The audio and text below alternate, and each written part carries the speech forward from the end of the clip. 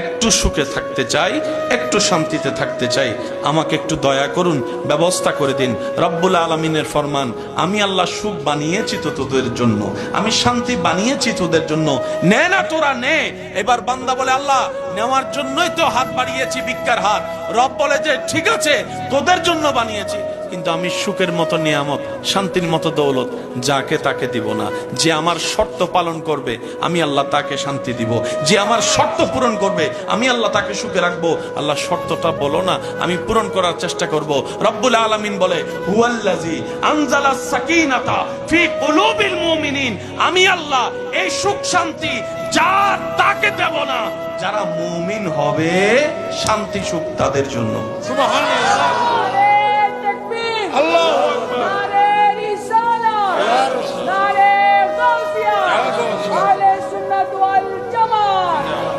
উচ্চ আওয়াজ একবার বলেন সুবহানাল্লাহ। মিস্টার ফেরাউন রাজপ্রাসাদে বসে শান্তিতে, কিন্তু মুসা আলাইহিস সালাম নদী পার হয়ে, সাগর পার হয়ে শান্তিতে আছে।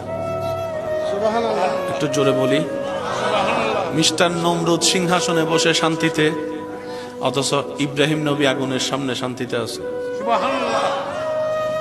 মিস্টার ইয়াজিদ রাজপ্রাসাদে শান্তিতে, আর ইমাম হোসেন কারবালার ময়দানে শান্তিতে আছে। আমাকে একটু বুঝাই দিবেন, একজন মানুষ কতটুক নিশ্চিন্ত থাকলে, একজন মানুষ কতটুক রিল্যাক্স থাকলে হাজার তীরের মাঝখানে তৃষ্ণার্ত বুক নিয়ে, ক্ষুধার্ত পেট নিয়ে নামাজে দাঁড়াতে পারে? একটু জোরে বলবেন না? ইমাম হোসেন কারবালায় নামাজে দাঁড়াইছে কি দাঁড়ায় নাই? দাঁড়ানোটা পড়ে, ইচ্ছা জেগেছে আগে। কতটুক শান্তিতে থাকলে নামাজে দাঁড়াতে পারে? এই পৃথিবীতে যতদিন আপনি বেঁচে থাকবেন, মানেন কিংবা না মানেন, তর্ক ছিল, আছে, থাকবে। ঝগড়া ছিল, আছে, থাকবে। বাহিরের মানুষের সাথে ঝগড়া তর্ক তো মেনে নেওয়া যায়। এক মার পেটের 5 ভাই, সে 5 ভাইও তো ঝগড়ায় লেগে আছে। বলেন না ভাইয়া? কেউ কাউকে সহ্য করতে, কেউ কাউকে সহ্য করতে। লাভটা কি হচ্ছে? সবসময় মনে রাখবেন, বুদ্ধিমানরা অল্প পরিশ্রমে বেশি লাভ নেই। সুবহানাল্লাহ বলেন না? বুদ্ধিমানরা পরিশ্রম অল্প, লাভ নেই বেশি। আর যেখানে নবী রাহমাতুল লিল আলামিনের উম্মতের কথা আসবে,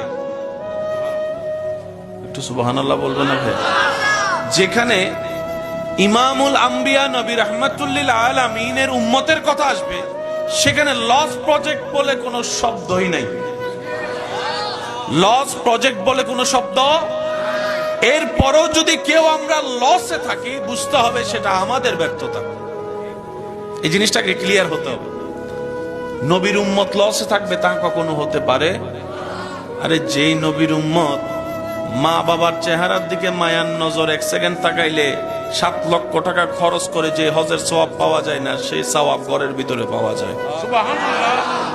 সে নবীর উম্মত তো কখনো লসে থাকতে পারে? বলেন না, লসে থাকতে পারে? যেই নবীর উম্মত হাসলে হয়ে যায় সদকায়ে জারিয়ার সওয়াব, কান্না করলে হয়ে যায় গুনাহ মাফ,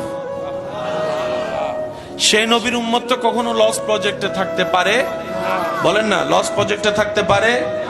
যেই নবীর উম্মত রবের দরবারে নামাজের সিজদা কপাল ঝুঁকায় মাটিতে, মাটিটা সেই কপাল মাটিতে না লেগে চলে যায় আরশে আজিমে। আলহামদুলিল্লাহ। সেই নবীর উম্মত কখনো লস প্রজেক্টে থাকতে